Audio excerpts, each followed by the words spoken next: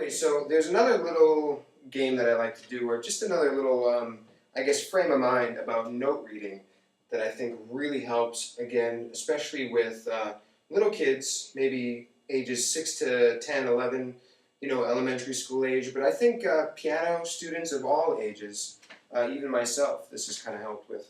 And that is kind of the issue of, when we sit down to play piano and we're reading music, the end result is it all looks like this one integrated thing. We see the notes, we play them. Boom, like that. It's that simple. But what's really happening beneath the surface is, I think, a little bit more separate than that. So the end result is all put together, and it's very fast. But we can break that down and separate that into a few smaller pieces. I like to break things into two parts, two objects, really, in reading music for the piano. Object number one,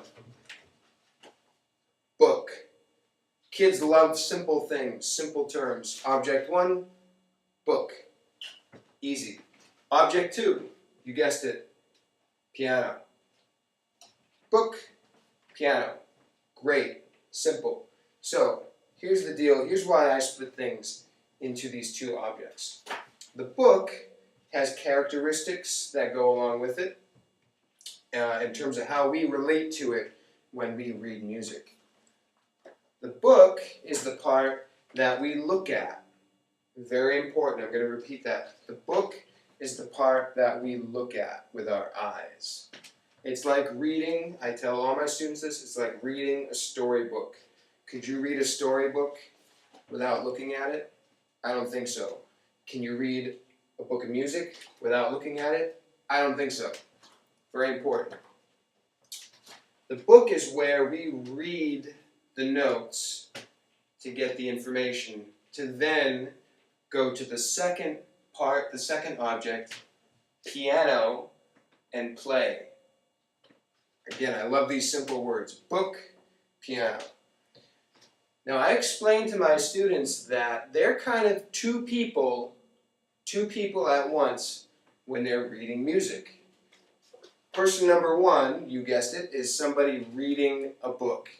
So that's what I make sure that my students can do. I make sure that they can pick whatever song they're doing or whatever song we're working on and read the names of the notes, the letter names, right out of the book as if they're reading a regular book. That's part number one. So let's just find a random song here. Again, this is Piano Adventures Level 1. Okay, this is a good one here. My Pony, one of my personal favorites, My Pony. All they're going to do is, this has nothing to do with the piano. This has to do with object number one, the book. They're going to say the note names and point, preferably. C, C, E, G, E, C, E, G, G, C, E, G, C, E, G, so on and so forth, through the whole song. So you get the point of that. That's part one. Part two, this is something kind of new I've been doing that's worked out really well. Part two is this. You're going to take the book away from them, and you're going to sit them. I wish I had a student here with me. Help show you this much more easily, but all there is me. It's about 7 a.m. I think all the kids are at school, so we got to work with what we have here. But part number two, piano. You're going to sit them at the piano, take away the book. That's important. You're going to take away the book. Have them set up their hands where they're supposed to go. Maybe it's C position or G position. They can do this with eyes open or eyes closed. I really love eyes closed. Why? Because, back to object number one, they're supposed to be looking at the book, not looking at their hands.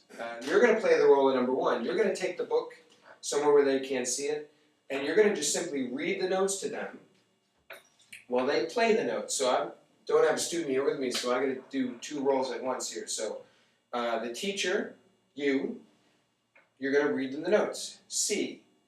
The student is just going to play that note without looking. And what this is really making sure of is that they know the layout of the piano, They know how to find notes on the piano, and it makes sure that they know what finger to use and to do so without looking. So this is all very important. So I say right hand C without looking, C position, they know to use their thumb on that note. So that's the two parts separate. We've had the student do part number 1. Oh, and also this is cool too. You can have the student do part number 1, book, read the notes to you, and you do part number 2, and you play the notes. So the student is experiencing half of the picture, right? They're experiencing reading, but they're hearing and associating you playing with what they're reading. So this is very important. A lot of students tend to try to skip entirely over step number 1, book. They try to guess, they try to memorize, they try to go off of your reaction even to see if they're playing the right note or not, to see if they're reading the music. And this is a great way to really check in with that and make sure that they're doing step number 1, book, step number 2, piano. So you can have them read the notes to you and you play. Their book, your piano. Then you switch roles, you read the notes to them, and they play the notes without looking. So it's a little role reversal. Then I explain that when they play music, they have to take those 2 roles and put them together. They're doing 2 things, 2 responsibilities. So then you sit them here at the piano. And this 3rd step is crucial because you really want to put it together correctly. If you don't put it together correctly, they might kind of miss the whole point and not really make the connection. So we're on a different song now, that's okay. Kite in the Sky, just randomly open to that. So you sit them at the piano, right? And we're still going to have them do these 2 steps separately. They're doing both of them, but they're doing them separately still. Here's what I mean.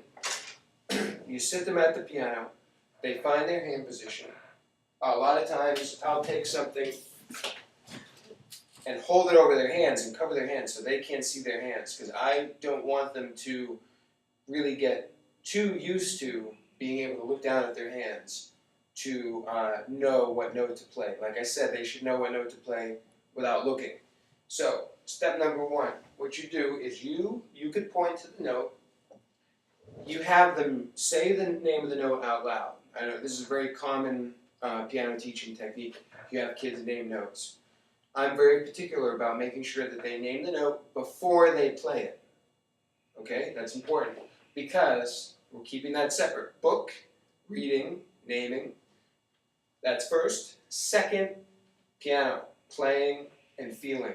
Okay, see the difference? Book, reading, naming. Then step 2.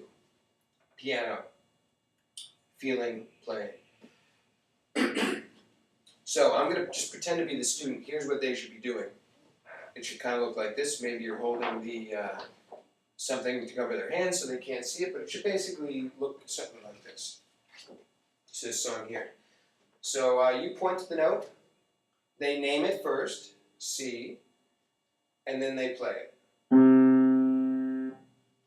All right? It seems simple, but like I've emphasized before, it's very important, the distinction of what's happening in this note reading process. Step 1, book. Step 2, piano.